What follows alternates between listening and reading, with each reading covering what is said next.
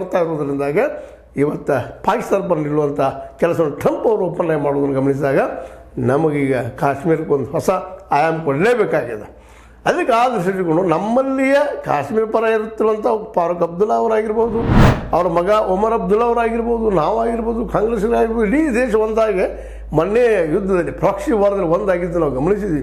ವಿರೋಧ ಪಕ್ಷಗಳನ್ನೆಲ್ಲ ವಿಶ್ವಾಸ ತೆಗೆದುಕೊಂಡ.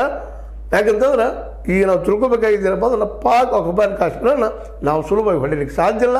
ಒಂದಿನ ಹೊಡಿಲಿಕ್ಕೆ ಹೊರಟ್ರೆ ಚೈನಾ ನಿಶ್ಚಿತವಾಗಿಯೂ ನಮ್ಮ ವಿರೋಧಕ್ಕೆ ಬಂದು ನಿಲ್ತದೆ. ಇವತ್ತು ಸಾಮರಿಕವಾಗಿ ಚೈನಾ ನಮ್ಮ ಪ್ರಬಲ ವೈರಿ ಅನ್ನೋದ್ರ ಎರಡು ಮಾತಿಲ್ಲ. ಮತ್ತು ಅವ್ರನ್ನ ವಿರೋಧಿಸಿ ಗೆಲ್ಲುವ ಸ್ಥಿತಿಯಲ್ಲಿ ನಾವು ಇದ್ದೀವಿ ಅನ್ನೋದು ಭಾಳ ವಿಚಾರ ಮಾಡುವಂಥ ವಿಷಯ ಅದ. ಯಾಕಂದರೆ ಟೆಕ್ನಿಕಲಿ ಆಗಿರ್ಬೋದು, ಮ್ಯಾನುಫ್ಯಾಕ್ಚರಿಂಗ್ ಆಗಿರ್ಬೋದು, ಯಾವುದೇ ರೀತಿಯಿಂದ ನಮಗಿಂದು ಭಾಳಷ್ಟು ಮುಂದಿದ್ದಾರೆ.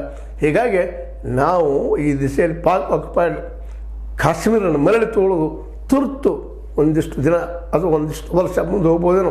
ಈ ನೆಲೆಯಲ್ಲಿ ನಮ್ಮನ್ನು ನಾವು ಗಟ್ಟಿಗೊಳಿಸುವ ಸಲುವಾಗಿ ಕಾಶ್ಮೀರಕ್ಕೆ ರಾಜ್ಯದ ಸ್ಥಾನಮಾನ ಕೊಟ್ಟು ಅದರಲ್ಲೂ ಫಾರೂಕ್ ಅಬ್ದುಲ್ಲಾ ಮತ್ತು ನಮ್ಮ ಒಮರ್ ಅಬ್ದುಲ್ಲಾ ಅಂತ ಭಾರತ ಪರ ಇದ್ದಂಥ ಕಾಶ್ಮೀರಿಗಳ ವಿಶ್ವಾಸ ತೆಗೆದುಕೊಂಡು ಕಾಶ್ಮೀರಕ್ಕೆ ಇನ್ನಷ್ಟು ಭದ್ರತೆಯನ್ನು ಒದಗಿಸಿಕೊಂಡು ಇರುವ ಕಾಶ್ಮೀರವನ್ನು ಬದುಕಿಸಿಕೊಂಡು ನಮ್ಮ ಜೊತೆಗೆ ತೆಗೆದುಕೊಂಡು ಹೋಗುವಂಥ ಕಾಲ ಇವತ್ತು ಬಂದಿದೆ. ಅದಕ್ಕೆ ರಾಜ್ಯದ ಸ್ಥಾನಮಾನ ಕೊಡುವಂಥ ಮರಳಿ ಕೊಡುವುದು ಅನಿವಾರ್ಯ ಅದ.